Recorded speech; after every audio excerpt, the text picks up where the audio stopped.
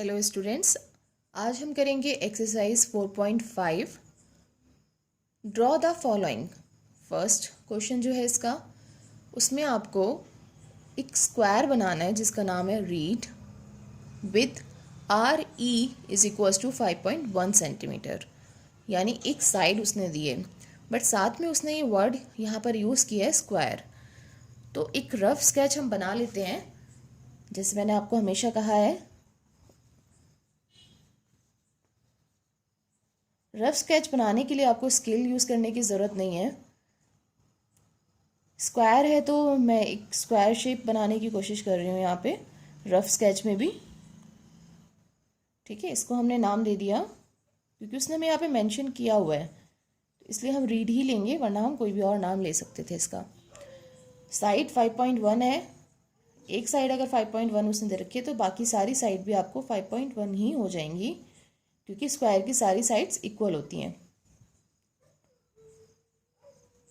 ठीक है, और स्क्वायर की क्या प्रॉपर्टी होती है कि उसके सारे राइट एंगल्स जो होते हैं ना, वो राइट एंगल्स होते हैं। तो all 4 angles are right angles, all sides are equals, diagonals are equal, diagonals bisect each other perpendicularly. These are the properties of a square. Okay, so first we start by drawing a line segment EA equals to 5.1 centimetre. सबसे पहले हम 5.1 की एक line segment draw कर लेते हैं। ये मैंने अपना स्केल रखा। ठीक है, उसके बाद यहाँ पे मार्क किया 0, ये 5 हो गया और ये 5.1, इनको ज्वाइन कर लिया। ठीक है, ज्वाइन करने के बाद ई पर मैंने वापस से ई पर अब मुझे 90 डिग्री का एंगल बनाना है, तो मैंने अपने कंपास को थोड़ा खोल के एक सेमी सर्कल यहाँ पे बना दिया। जो मैं यहाँ पे करूँगी प्रोसेस, वही मुझे दूसरी तरफ यहाँ पर भी करना है, क्योंकि मुझे यहाँ पर भी एक 90 डिग्री का एंगल ही बनाना है। ठीक है, तो ये अब जो हम जितना हमने खोला था उतना ही खोल के रखना है हमें, उसको चेंज नहीं करना है बिल्कुल भी मेज़रमेंट को। अब इस पॉइंट को मैं सेंटर मान के यहाँ से एक आर्क लगाऊंगी, ये 60 की होती है, और इसी आर्क से जब मैं एक और आर्क लगाऊंगी वो 120 की होती है। अब इन दोनों आर्क से मुझे एक एक आर्क और ड्रॉ करनी है। ठीक है, तो मैंने अपने कंपास को थोड़ा सा खोल लिया है यहाँ पे। इस पॉइंट से एक आर्क लगाई, फिर इस पॉइंट से एक आर्क लगाई। ठीक है, ये 90 डिग्री का एंगल मुझे मिल गया। ये ई पॉइंट है, ये ए 5.1 सेंटीमीटर। अब इनको ज्वाइन कर लिया मैंने। ये वर्टेक्स, ये इसको ज्वाइन करना है इसके साथ में। ठीक है, इन पॉइंट्स को ज्वाइन कर लेते हैं। डॉट में इसलिए बना रहे हैं ताकि आपको दिखे कि इंटरसेक्टिंग पॉइंट वहाँ पर वो है उसका। ठीक, अब ऐसे ही यही सेम एंगल मुझे ए पॉइंट पे भी बनाना है। तो मैंने अपने कंपास को खोला, सेमी सर्कल बनाया। यहाँ से पहली आर्क 60 की, दूसरी आर्क 120 के लिए, इन दोनों से एक एक आर्क और लगा दी। यहाँ पर मैंने खोला नहीं, इसको बिना खोले भी हम लगा सकते हैं, क्योंकि पहले ही मैंने थोड़ा ज़्यादा ले रखा है। देखिए, इस वाले सेमी सर्कल से ये वाला सेमी सर्कल बड़ा है। इनको ज्वाइन कर देते हैं। ठीक है, ये पॉइंट देखिए, ये इसका इंटरसेक्टिंग पॉइंट है। स्केल मेरा भी दूर है, इसे पास में कर लेती हूँ, और ये ए पॉइंट हो गया। दोनों मैच हो रहे हैं। अब मैं अपनी रे यहाँ पे बना देती हूँ इस तरह से। ठीक है, दोनों पे हमने 90 डिग्री के एंगल्स ड्रॉ कर लिए। अब ये डिस्टेंस कितना है यहाँ से यहाँ तक, ये जो लेंथ है ये है 5.1, तो मुझे यहाँ पर भी 5.1 लेना है। आप चाहें तो ऑलरेडी हमने यहाँ पे ड्रॉ कर रखी है लाइन सेगमेंट 5.1, इसी को आप मेज़र कर सकते हैं, नहीं तो स्केल की हेल्प से भी आप फिर से मेज़र कर सकते हैं। ये देखिए 5.1, तो मैंने 5.1 की आर्क यहाँ से भी लगा दी, और 5.1 की आर्क मैंने यहाँ से भी लगा दी। इन दोनों पॉइंट्स को ज्वाइन कर दिया।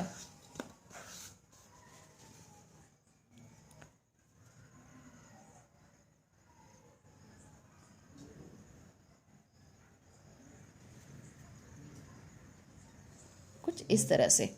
ठीक है, तो ये जो पॉइंट आया था मेरे पास, ये डी ए पॉइंट है, और ये वाला जो है ये आर पॉइंट है। ठीक है, तो ये मेरा स्क्वायर कंप्लीट हो गया। यहाँ पे लिख दीजिए 5.1 सेंटीमीटर, 5.1 सेंटीमीटर स्क्वायर कंप्लीट। आप देख सकते हैं यहाँ पे मैंने नीचे सेकंड क्वेश्चन भी लिखा हुआ है। एक ही पेज पे इस बार मैंने लिखा है क्योंकि यहाँ पर ये दोनों क्वेश्चंस आ सकते थे, हमें पेज भी सेव करना होता है। अगर आप एक ही पे दो बना सकते हैं तो बहुत अच्छी बात है। अब जो सेकंड वाला है उसमें एक रोम्बस है, a rhombus whose diagonals are 5.2 centimetre and 6.4 centimetre long. तो जो डायगोनल्स होते हैं रोम्बस के, वो दोनों डायगोनल्स अलग अलग होते हैं बट वो एक दूसरे को परपेंडिकुलरली बाइसेक्ट करते हैं। Diagonals of a rhombus are not equal but they both bisect each other perpendicularly. Okay, तो इसकी यही प्रॉपर्टी हमें यहाँ पे यूज़ करनी है। And all sides of a rhombus are equal, opposite angles are equal but all angles are not right angle. Okay, तो एक रफ स्केच इसका भी हम बना लेते हैं।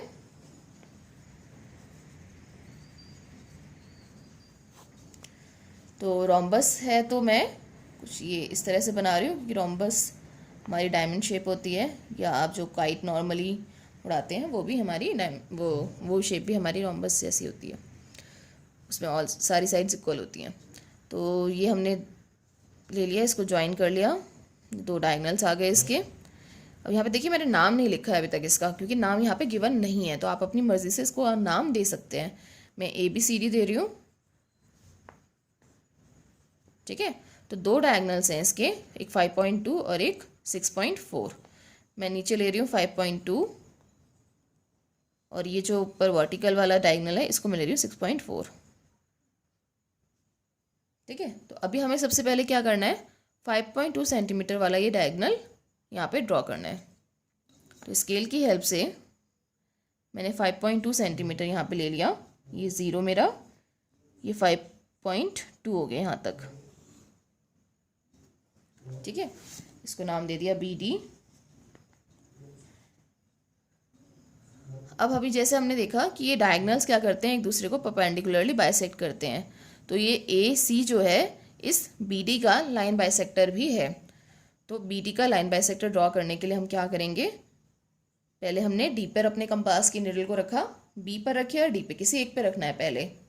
तो मैं अभी यहाँ पे D पे रख रही हूँ, D पे मैंने अपने कंपास की निडल को रखा, एक आर्क ऊपर लगेगी और एक आर्क नीचे लगेगी। खोलना कितना होता है, हमें किसी भी लाइन का अगर हमें बाइसेक्टर ड्रॉ करना होता है तो इसी तरीके से करना होता है, या परपेंडिकुलर बाइसेक्टर, ठीक है। अब B पे रखा अपने कंपास की निडल को और ऊपर नीचे मैंने आर्क लगा दी। जब मैं BD का बाइसेक्टर ड्रॉ कर रही हूँ तो एक बार मुझे B से आर्क लगानी है और एक बार D से लगानी है। तो इन दोनों पॉइंट्स को हम मिला लेते हैं, तो ये हमारे पास बाइसेक्टर आ जाएगा। इसको मैं डॉटेड बना रही हूँ।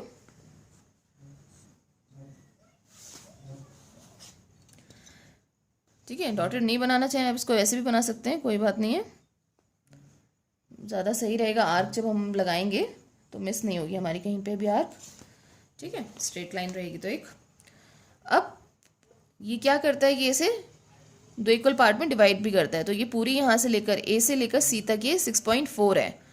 तो ये यहाँ से यहाँ तक कितनी होगी, सिर्फ 6.4 का हाफ कितना हो गया, 3.2। तो ये आपकी हो जाएगी 3.2 ऊपर और ये यहाँ से यहाँ तक 3.2 नीचे, ठीक है। A से लेकर यहाँ तक ये पोर्शन जो है ये 3.2 है आपका। तो अब मैं अपना स्केल रख के 3.2 मेज़र कर लूँगी और जहाँ ये दोनों डायगोनल्स इंटरसेक्ट कर रहे हैं वहाँ पे कंपास की निडल को रख के 3.2 ऊपर और 3.2 नीचे ले लूँगी, जिससे मुझे A और C दोनों वर्टेक्स मिल जाएंगे। तो ये वाला मेरा A वर्टेक्स हो गया और ये मेरा C। इनको आपस में ज्वाइन कर दो सभी वर्टेक्स से। A को मैंने B से ज्वाइन किया पहले, फिर B को मैंने C से ज्वाइन किया, ठीक है, फिर A को D से और D को C से। इसमें कोई हार्ड एंड फास्ट रूल नहीं है कि पहले इसको ही ज्वाइन करना है या उसको करना है, इन सबको मिलाना है ताकि हमारा कंप्लीट रोम्बस हमें मिल जाए। ठीक है, अभी हमारा रोम्बस कंप्लीट हो गया जिसका नाम है ABCD।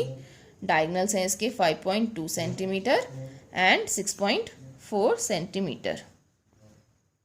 Okay, thank you students, इसको ऐसे बनाएं और बाकी के भी आप प्रैक्टिस करें इसी तरीके से। Thank you.